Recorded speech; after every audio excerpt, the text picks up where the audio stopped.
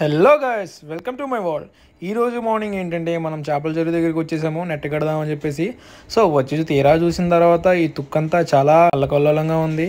So ఈ తుక్కంతా మనుషుల వల్ల అయితే అవ్వదని చెప్పేసి మా ఫ్రెండ్ గారు జేసీబీకి అయితే ఫోన్ చేసాము. సో అలా చేసానో లేదో ఇలా అయితే వచ్చాడు. ఊరికనే కదండి, డబ్బులకెళ్ళే. సో ఎంత ఫ్రెండ్ అయినా మటుకి తమ్ముడు తమ్ముడు పేకాడ అన్న డైలాగ్ ఒకటి వాడాడు నా దగ్గర. సరేలేరా అని చెప్పేసి తీసుకొచ్చి వర్క్ అయితే స్టార్ట్ చేసాము. అలా చేస్తూ కార్నర్కి వచ్చేటప్పటికి సీతాఫలం చెట్లు ఉన్నాయి. సో మా నాన్నగారు వాటి దగ్గరికి వచ్చేటప్పటికి చాలా జాగ్రత్తగా తీయించారు, వాటికి ఏం కాకుండా.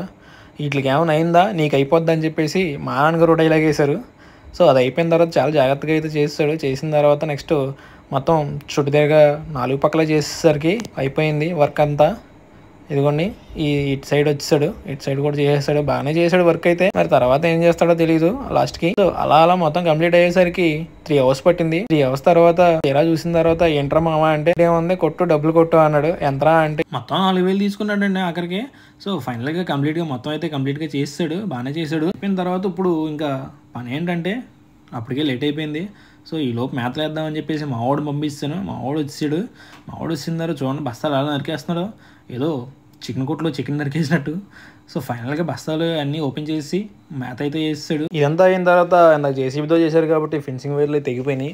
సో ఆ ఫెన్సింగ్ వైర్ల కోసం అని చెప్పేసి మళ్ళీ మా బాబాయ్ తీసుకొచ్చిన తర్వాత చాలా ఫన్నీగా అయితే జరిగిపోయింది. బాగానే గుచ్చుకున్నాయి కూడా ఫెన్సింగ్ వైర్లు అయితే. సో అలా చేసుకుంటూ వెళ్ళిన తర్వాత బాబాయ్ ఎదుగో టవల్ అని చేస్తే కొంచెం హట్ అయినట్టున్నాడు. హట్ అయిన తర్వాత ఏం చేసుకో అని చెప్పేసి వదిలేసి వెళ్ళిపోయాడు. నాకెవ్వరు అవసరం లేదు, నా బతికేదో నేను బతుకుతా, నా పాటికి నేను ఉంటా, నాది నేను తింటా పంట, జీవితాంతం సింగిల్ గానే ఉంటా అంటూ వెళ్ళిపోయాడు. మళ్ళీ బదులాడి తీసుకొచ్చిన తర్వాత వచ్చాడు. ఫైనల్గా మొత్తానికి ఫెన్సింగ్ వేయడం అయితే కంప్లీట్ చేస్తాము. సో అయిన తర్వాత ఇక గోతులు తీయడం స్టార్ట్ చేసాము 4 వైపులా. రేపు పొద్దున నెట్ కట్టడానికి అని చెప్పి సపోర్ట్ల కోసం కట్టుకోవడానికి అని చెప్పేసి గోతులు తీయడం స్టార్ట్ చేస్తాము. సో అలా 4 వైపులో 4 గోతులు అయితే తీసాము. 4 కాదు, ఇంకా ఎక్స్ట్రానే తీసాంలే సేఫ్ సైడ్ కోసం అని చెప్పేసి.